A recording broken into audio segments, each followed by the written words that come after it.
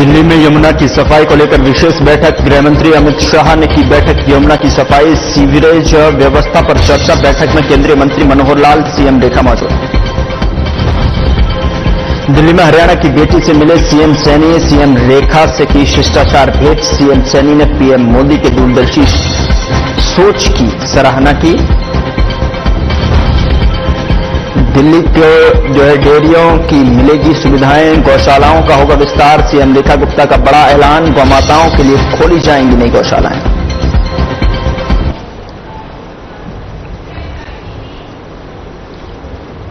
नमस्कार, मैं हूं आपके साथ गौरव राजेंद्र। बुलेटिन की शुरुआत करते हैं। केंद्रीय गृह और सहकारिता मंत्री अमित शाह ने नई दिल्ली में यमुना की सफाई, दिल्ली में पीने के पानी और सीवरेज व्यवस्था पर बैठक की है और बैठक में उन्होंने एक होलिस्टिक अप्रोच के साथ में कार्य करने के लिए निर्देश दिए हैं। बता दें कि इस बैठक में केंद्रीय मंत्री मनोहर लाल और दिल्ली की मुख्यमंत्री रेखा गुप्ता भी मौजूद रहे।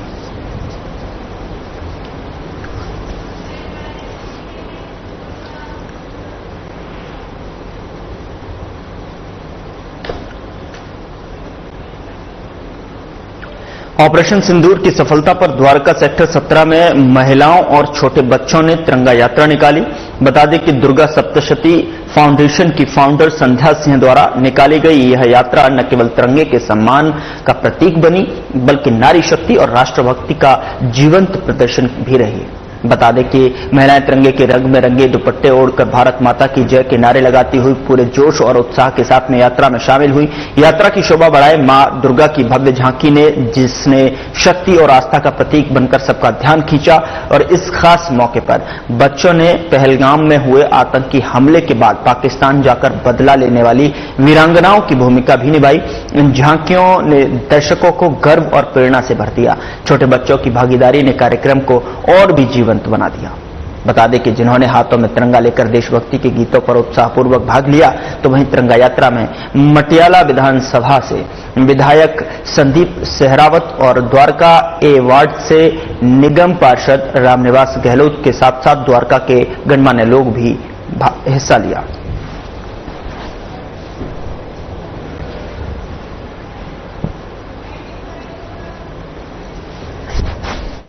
तो द्वारका सेक्टर 17 में तिरंगा यात्रा निकाली गई। देखिए तस्वीरें आपके टेलीविजन स्क्रीन पर है, जहां पर आप देख सकते हैं किस तरीके से क्या बुजुर्ग, क्या युवा, क्या महिलाएं, क्या बच्चे, सभी के हाथों में तिरंगा झंडा।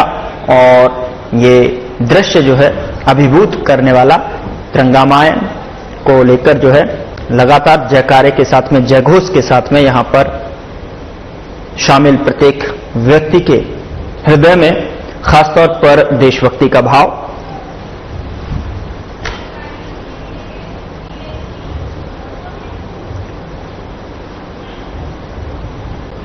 दिल्ली में बीजेपी की नई रेखा खींचने वाली हरियाणा की बेटी मुख्यमंत्री रेखा गुप्ता से सीएम सैनी की शिष्टाचार भेंट हुई है। प्रधानमंत्री नरेंद्र मोदी की दूरदर्शी सोच और निर्णायक नेतृत्व का ही परिणाम है कि आज देश की बेटियां हर क्षेत्र में अग्रणी भूमिका निभा रही हैं।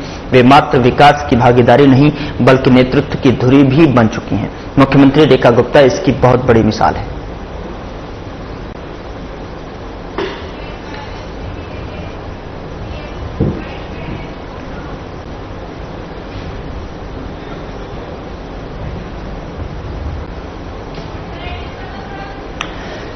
सीएम रेखा से शिष्टाचार भेंट की है सीएम सैनी ने, जिसकी छायाचित्र आपके स्क्रीन पे है, जिसमें आप देख सकते हैं बुके देकर और शॉल ओढ़ाकर उनका स्वागत किया गया। पिछली सरकार के कार्यकाल में डेयरी और गौशालाओं की दुर्गति की गई और मुख्यमंत्री रेखा गुप्ता की सरकार डेयरियों में पीने के पानी, नालियों की सफाई और बायोगैस प्लांट निर्माण पर कार्य करेगी। दिल्ली में गौमाता के लिए नई गौशालाएं खोली जाएंगी और ताकि गौवंश सड़क पर नहीं, स्वच्छ वातावरण में रह सके। गौशाला वालों को बुलाया था कि बड़ी समस्या दिल्ली की है कि गायें जो सड़कों पे घूमती हैं, चौक चौराहों पे खड़ी होती है, उसका समाधान क्या हो?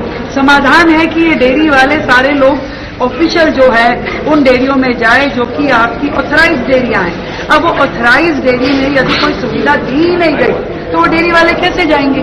और इसके लिए जो इतनी बड़ी बड़ी बातें करने वाली पढ़ी लिखी सरकार थी, जो माननीय मुख्यमंत्री थे, जो मंत्रीगण थे, कभी उन्होंने जाकर के स्वयं से जाकर के देखा भी नहीं कि वो लोग किस हालत में रह रहे हैं। पशु और आदमी दोनों एक स्थिति में वहां पर जो अपना गुजारा कर रहे हैं, वो ईश्वरी मालिक था।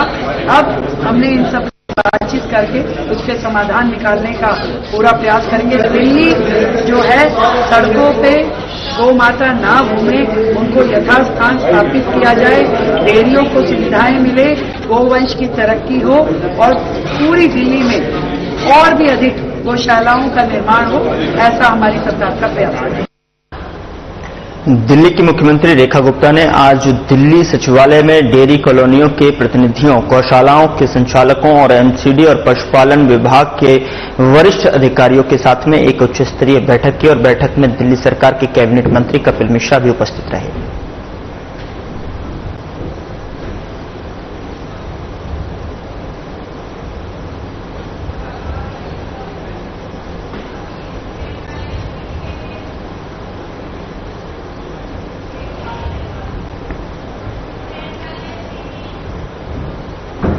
इंद्रप्रस्थ विकास पार्टी के प्रतिनिधिमंडल ने दिल्ली की मुख्यमंत्री रेखा गुप्ता से मुलाकात की।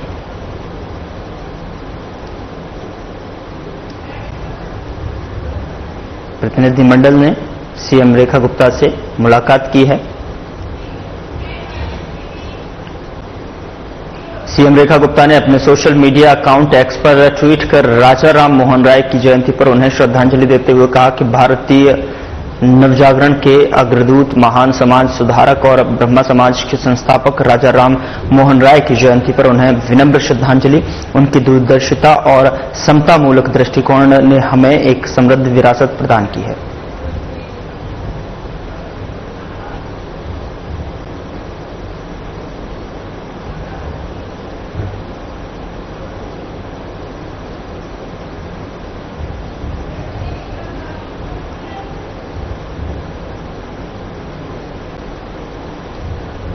सीएम रेखा गुप्ता ने ट्वीट किया है, जो कि आपकी स्क्रीन पर है।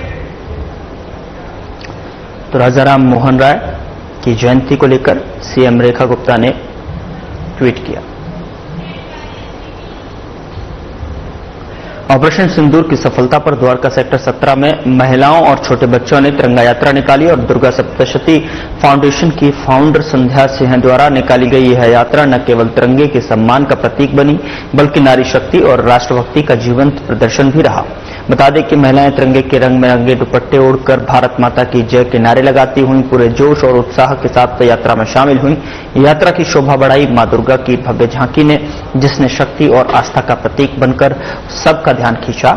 इस खास मौके पर बच्चों ने पहलगांव में हुए आतंकी हमले के बाद पाकिस्तान जाकर बदला लेने वाली वीरांगनाओं की भूमिका की जो है निभाई है और इन झांकियों ने दर्शकों को गर्व और प्रेरणा से भर दिया।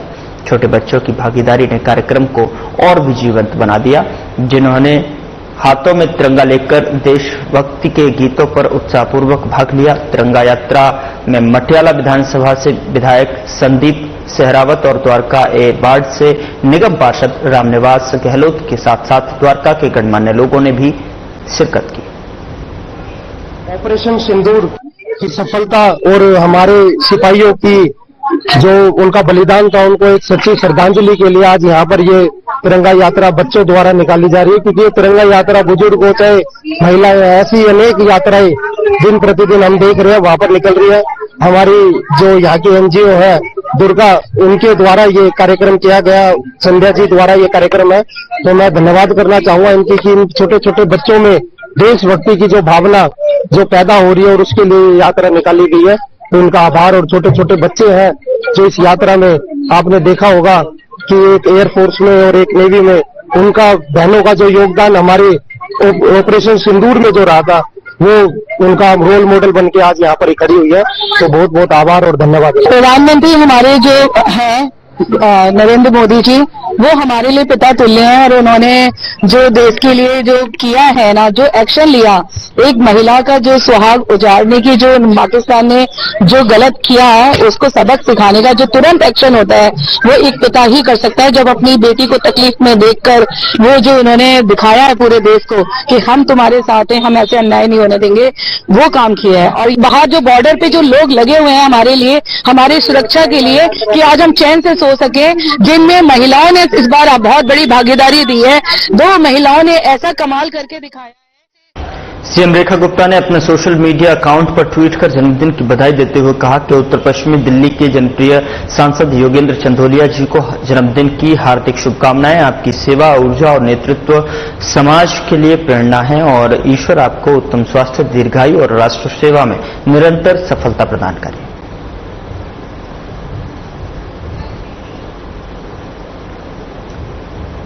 उत्तर पश्चिमी दिल्ली लोकसभा से सांसद योगेंद्र चंदोलिया के जन्मदिन पर उद्योग, खाद्य एवं आपूर्ति, पर्यावरण, वन एवं वन्य जीवन मंत्री सरदार मनजिंदर सिंह सिरसा ने ट्वीट कर लिखा कि उत्तर पश्चिमी दिल्ली लोकसभा से सांसद योगेंद्र चंदोलिया जी को जन्मदिन की हार्दिक बधाई एवं शुभकामनाएं। ईश्वर से प्रार्थना है कि वे आपको उत्तम स्वास्थ्य, दीर्घायु और जनसेवा के लिए प्रेरणा देते रहे।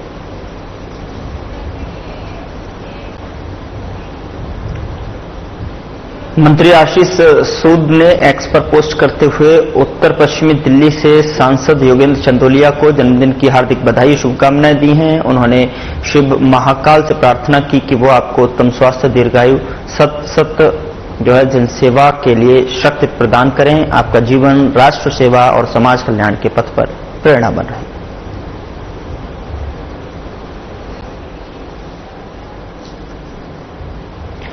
बवाना स्थित आवास पर जनता दर्शन के दौरान कैबिनेट मंत्री रविंद्र सिंह ने समाज कल्याण, अनुसूचित जाति एवं अनुसूचित जनजाति के लिए कल्याण सहकारिता ने आमजन की समस्याएं और सुझाव सुने। साथ ही अधिकारियों को समस्याओं को तत्काल दूर करने के निर्देश दिए।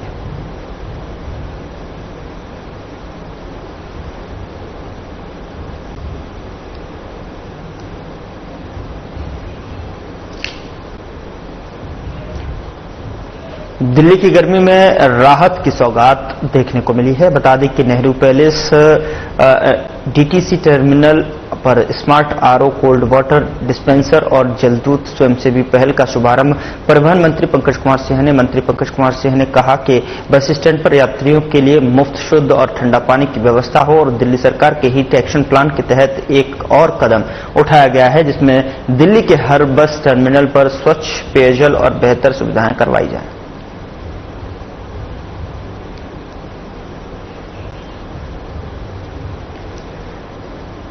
कानपुर स्थित ALI-MCO के मुख्यालय में दिल्ली सरकार के मंत्री रविंद्र इंद्राज से पहुंचे और जहां पर ALI-MCO ने मंत्री का स्वागत करते हुए उनके आगमन पर खुशी जाहिर की। इस मौके पर CMD प्रवीण कुमार मंत्री को ALI-MCO के उन्नत विनिर्माण, बुनियादी ढांचे और दिव्यांगजनों और वरिष्ठ नागरिकों के लिए डिजाइन किए गए सहायक उपकरणों की नवीनतम श्रृंखला से अवगत कराया। मंत्री रविंद्र इंद्राज सिंह ने अत्याधुनिक तकनीकी के माध्यम से दिव्यांग व्यक्तियों को सशक्त बनाने में ALI-MCO की प्रतिबद्धता और नवाचार की सराहना की है। दिल्ली सरकार की सुगम्य सहायक योजना के तहत संभावित सहयोग पर भी व्यापक चर्चा हुई।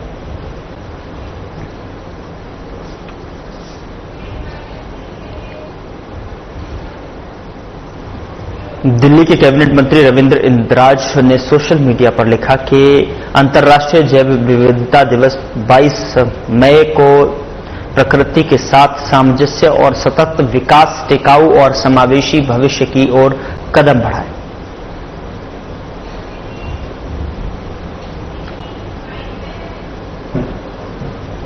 भाजपा के राष्ट्रीय प्रवक्ता तुहिन ए सिन्हा कहते हैं कि पिछले दिनों में नहीं आ पाया, लेकिन जैसा कि आप जानते हैं कि मोदी सरकार की सामाजिक कल्याण योजनाओं ने देश के गरीब तबके के उत्थान और उनके जीवन को बेहतर बनाने में महत्वपूर्ण योगदान दिया है।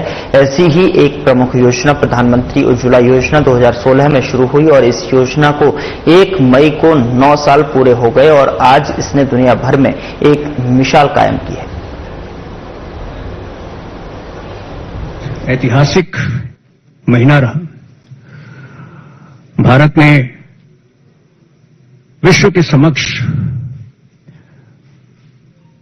डेटरेंस के, टेरर के विरुद्ध डेटरेंस अर्थात अवरोध के नए आयाम रखे। इस दौरान देश के अंदर शासन से जुड़ा, गवर्नेंस से जुड़े बहुत सारी जो सकारात्मक खबरें हैं वो पीछे छूट जा रही थी। इस प्रेस कॉन्फ्रेंस का उद्देश्य आपका ध्यान कुछ ऐसी पॉजिटिव, ऐसी सकारात्मक खबरों की ओर ले जाना है जो सुर्खियों में पिछले कुछ दिनों में नहीं आ पाई थी। जैसा आपको पता है, जो मोदी सरकार की सोशल वेलफेयर स्कीम्स हैं, जन कल्याणकारी योजनाएं हैं, उन्होंने एक बहुत बड़ा योगदान दिया है इस देश के गरीब वर्ग के उत्थान में। शिवसेना सांसद श्रीकांत एकनाथ शिंदे के नेतृत्व वाले आतंकवाद विरोधी प्रतिनिधिमंडल के साथ में संयुक्त अरब अमीरात जाने से पहले बीजेपी सांसद बांसुरी स्वराज ने कहा कि राष्ट्रीय एकता की भावना और राजनीतिक दलीय विचारधाराओं के मतभेदों से ऊपर उठकर यह सर्वदलीय प्रतिनिधिमंडल, जिसका हम हिस्सा हैं, संयुक्त अरब अमीरात और पश्चिमी अफ्रीकी देशों जैसे सियरा लियोन और कांगो और लाइबेरिया जा रहे हैं। परी की भावना से आज राजनीतिक दलों की विचारधारा की भिन्नता से ऊपर उठकर ये सर्वदलीय समिति, एक डेलीगेशन, हम लोग डेलीगेशन 4 के भाग हैं, जो कि यूएई और वेस्ट अफ्रीका के देश यानी सियरा लियोन, कांगो और साथ ही में हम लोग जाएंगे लाइबेरिया। ये डेलीगेशन जा रहा है माननीय श्रीकांत एकनाथ शिंदे जी की अध्यक्षता में, और वहां पर जाकर हम सब मिलकर भारत का पक्ष इन देशों के समक्ष रखेंगे। जनता दल यूनाइटेड के सांसद संजय कुमार झा के नेतृत्व में सर्वदलीय प्रतिनिधिमंडल ने आतंकवाद के खिलाफ प्रयासों और ऑपरेशन सिंदूर पर भारत की वैश्विक पहुंच के दौरान टोक्यो में जापानी विदेश मंत्री ताकेशी इवाया से मुलाकात की है।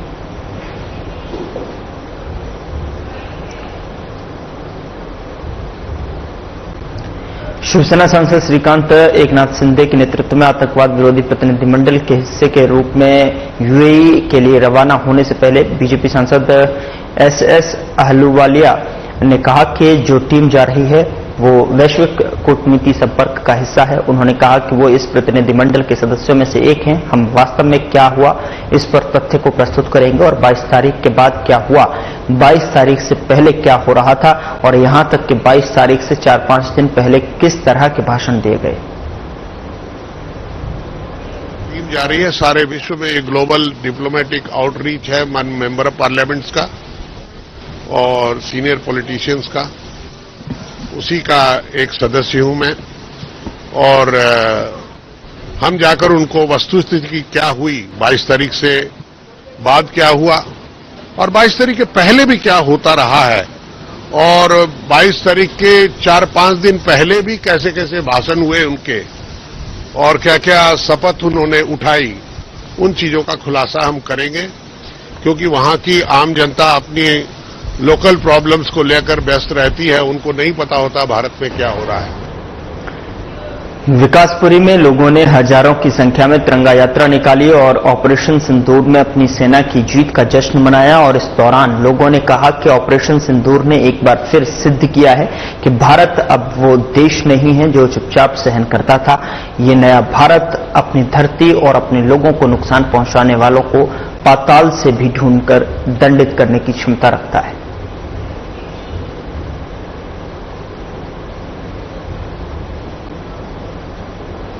दिल्ली आईजीआई एयरपोर्ट से वसंत कुंज, महरौली, महिपालपुर तक अंडरपास में पानी भर गया।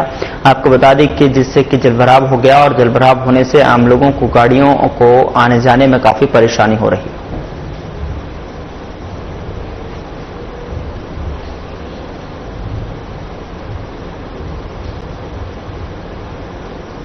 दिल्ली में चली आंधी के बाद में मंगोलपुरी इलाके में हादसा हुआ और आपको बता दें कि मंगोलपुरी थाना अंतर्गत फर्नीचर मार्केट में एक इमारत का छज्जा अचानक बीच सड़क पर टूटकर गिर गया। हादसे में 4 लोगों की घायल होने की सूचना मिली और घायलों को उपचार के लिए नजदीकी के अस्पताल में भर्ती कराया गया। हादसे में कई वाहन भी क्षतिग्रस्त हुए हैं। घटना के बाद काफी देर तक यातायात सुविधा भी बाधित हुई। पुलिस और दमकल विभाग ने स्थानीय लोगों की मदद से रास्ता साफ कराया।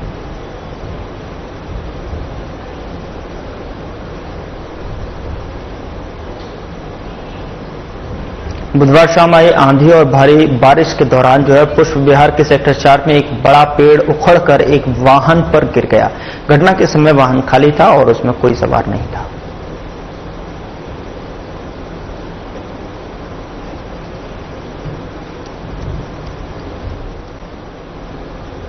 कल रात हुई बारिश और तेज हवाओं के बाद बाहरी दिल्ली में मौसम खुशनुमा हो गया और कई इलाकों में तबाही के मंजर देखने को मिले। बड़े बड़े पेड़ उखड़कर सड़कों पर गिरे।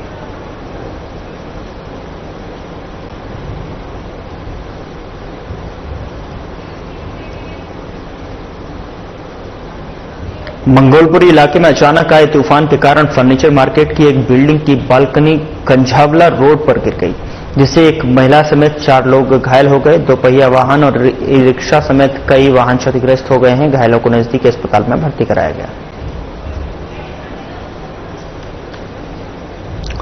तो रोड पर बिल्डिंग की बालकनी गिरने से 4 लोग के घायल होने की खबर है, जो कि सूचना पाकर मौके पर पुलिस पहुंची और रेस्क्यू टीम ने वहां पर रेस्क्यू किया और जो वाहन क्षतिग्रस्त भी हुए हैं और साथ ही साथ घायलों को अस्पताल में भर्ती कराया गया।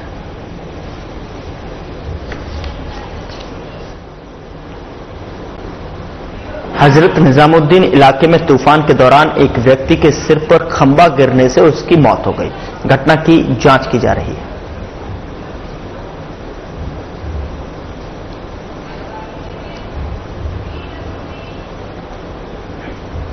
दिल्ली में मानसून से पहले जलभराव की समस्या से निपटने के लिए लोक निर्माण विभाग और सिंचाई एवं बाढ़ नियंत्रण विभाग संयुक्त रूप से नालों की सफाई और मरम्मत का निरीक्षण करेंगे। और आपको बता दें कि सभी इंजीनियरों को 28 मई तक 1259 किलोमीटर सड़कों की निरीक्षण रिपोर्ट सौंपने के निर्देश दिए गए हैं। पीडब्ल्यूडी के अधिकार क्षेत्र में सड़कों के किनारे नालों की सफाई पर विशेष ध्यान दिया जा रहा है।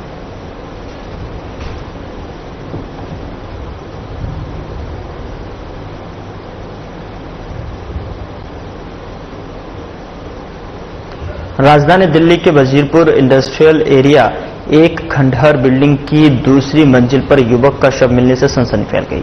युवक कई दिनों से लापता था, जिससे परिजन लंबे समय से ढूंढ रहे थे। जब बदबू आने लगी तो लोगों ने वहां जाकर देखा, जिसके बाद पुलिस को सूचना दी गई। मामले में हत्या की आशंका जताई जा रही है। फिलहाल पुलिस शव को पोस्टमार्टम के लिए भेजकर आगे की कार्रवाई शुरू कर दी है। ये कोई बोल रहे हैं मदर, ये हमें पूरा तरीके से पता है। सोमवार से ये गायब है, 5:30 बजे से घर से निकला है। एक बार आया, यहाँ धोके कपड़े वगैरह धोकर अपने खुद से सारे काम करके वो निकला है। फिर से आया थोड़ी देर बाद, हमने कहा चाय पी लो भाई, इसके बाद जाएगा। कह रहा अभी आके पीता हूँ। वो घर से निकला, तब से आया नहीं। मर्डर क्यों लग रहा है और किसने मारा है? अगर आप मदर उसकी 2 दिन पहले किसी से लड़ाई हुई थी, अब शायद उस वजह से हुआ हो, क्योंकि उसने धमकी दी। कुछ पता नहीं, उसकी जांच अच्छे से। कल रात को मुझे कॉल आई थी, वो कॉल ठीक है, वो कॉल कोई उठा रहा था पर बोल नहीं रहा था। मैंने बोला हेलो, उधर से भी बोला गया कि हेलो, मैंने भी बोला हेलो, ये तो दीपक का नंबर है। इतना सुनते ही वो कॉल कट कर दी गई। फिर हमने कॉल लगातार मिलाए, वो कॉल कट की हो रही थी, कोई उठा नहीं रहा था। फिर 12:14 में मैंने रात फिर से कॉल किया, ठीक है, वो कॉल दोबारा उसके बाद से बंद है। 5:21 पे 1 मैसेज। दिल्ली क्राइम ब्रांच की दक्षिणी रेंज ने 34 साल के शराब तस्कर कपिल को मेरठ यूपी से गिरफ्तार किया है। कपिल के खिलाफ दिल्ली आबकारी अधिनियम के 6 मामले दर्ज हैं। वह लंबे समय से फरार था। गिरफ्तारी से बचने के लिए वह बार बार अपना ठिकाना बदलता रहा। इंस्पेक्टर सतीश मलिक की टीम ने तकनीकी निगरानी की मदद से उसे पकड़ा और एक खास ऑपरेशन के दौरान गिरफ्तार किया।